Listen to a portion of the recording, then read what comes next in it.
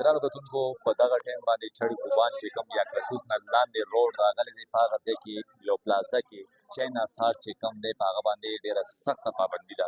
ضلع انتظامي افسران راغلي دي. سید بشار حسین صاحب راغلی دی. دغه ټایم موږ سره یو بابا مهندر سنگھ ولاړ لږ دا راته ووایه ایسي صاحب چې کوم دی اول تاسو دا شی خو به نه خورئ په ده باندې پابندي ده څه ویل غواړئ؟ شکریہ ادا کوو چې موږ له راغلو موږ له موقع راکړه د غلط شي تاسو هم خلاف یو موږ هم خلاف یو دی شي چار شو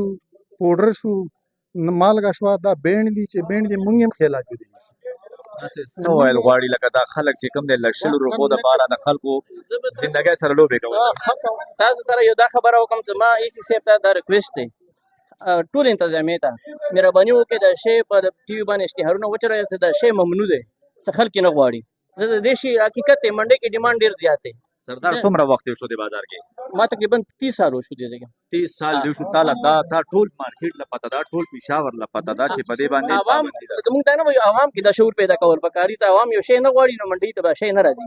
لکه دغه ډیمانډ ته منډۍ کې اوس چرس پوډر هم خرڅېږي افیوم هم خرڅېږي پغلې باندې که نه خو لکه دا هر شی لکه یو شي باندې بالکل داسې پابندي ولګي دا شی ممنوع کړي بالکل داسې کړي ته د مذهب په لارې باندې راولي چې دا شی مذهب کې هم بند دی او د صحت لپاره خاص خراب دی. ایسي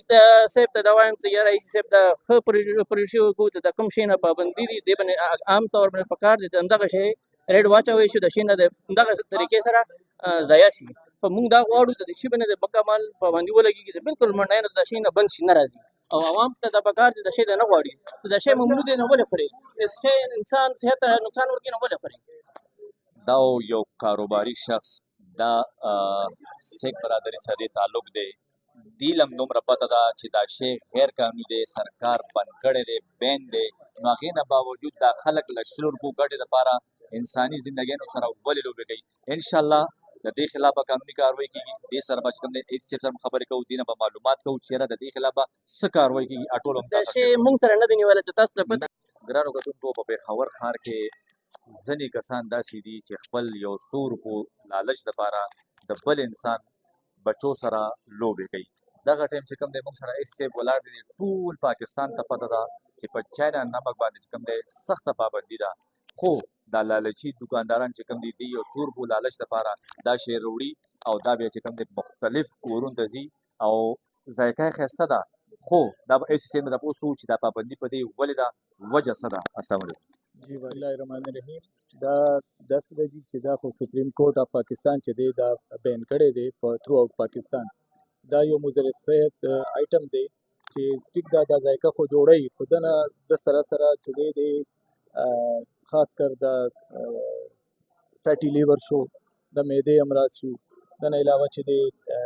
نور داسې د معدې بیماریانې دي چې دنه لګي او دې لپاره چې دی سپریم کورټ اف پاکستان دا مضر صحت ګرځولې دی او دې کې چې دی سخته پابندي ده خو دلته تاسو کتی شئ چې د مخامخ چې کوم ګودام دی دی نه موږ د وافر مقدار کې چې کوم بوزې دي دا موږ بازیاب کړې او باقي چې دی دې کې کم کس چې د چا اونر چې کوم دی هغه اوس دې ټایم کې موږ سره لکه ګرفتار نه شو خو دا دی به سیل کوو چې دی څنګه راشي نو دنه به دا معلومات بیا مخکې کوو چې دا چې کوم د مال راوړی دی د چا نه راوړی دی. سر دا د کوم ملک نه راځي؟ دا خو د چاینا دی. چاینا نه راځي سر دا د هغه بل ملک نه بیا په پاکستان کې بارډر باندې راوړی ده بیا د پېښور ښار نه رارسېد دا یو سوالیه نشان نه دی. بالکل دی جی او تاسو ته پته ده چې پوره دنیا کې چې دی داسې سمګلینګز چې دي هغه کېږي او دا شیزونه بیا چې دی په وجه په مارکیټ کې چونکه نایاب شي نو ګران شي نو دا زما په خیال دا کورونو کې خو اوس خلک یېرېدلي دي هسې نه استعمالوي خو زیاتر په ریسټورنټس کې او هوټلو کې دا شیزونه چې دی اغوستلی کېږي او هغوی استعمالوي خپل کار نه. دا راته وایي دا خو صرف یو وړوکی تقریبا 3 ګزه ګودام و ټوټل دا خو پوره پېښور کې پرته ده دا به تاسو له هم پته وي ضلع انتظامیه ټول له پته ده د دې ټولو خلاف به څه کاروایي کوئ او د هغه ټولو خلاف چې کوم کې استعمالېږي. ورې چې دې ټایم کې خو موږ یو حساس ادارې په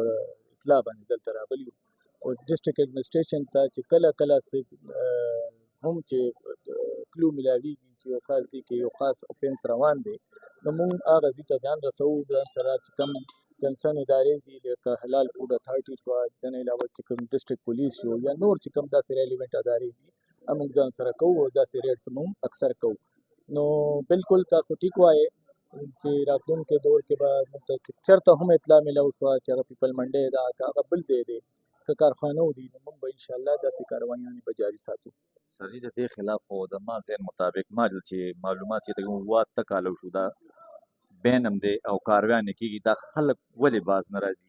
د دې څه معلومات شته؟ حالانکې باندې اف آی آر یې مو شوې، جیل هم لاړه. ما تاسو ته وویل که نه چې کوم یو شی نایاب شي نو هغه زیات قیمتي شي. چې سختي په بارډر باندې هم سختي ده، دلته هم سختي ده، نو دا شی لکه د ده قیمت زیات شي نو لالچ پیدا شي، بیا خلک چې دی هغه رسک کوي، نو دا رسک چې دی بیا د خلکو ایون زه چې ژوند ته خطره جوړېږي. په دې سکرین باندې چې کوم دی د زموږ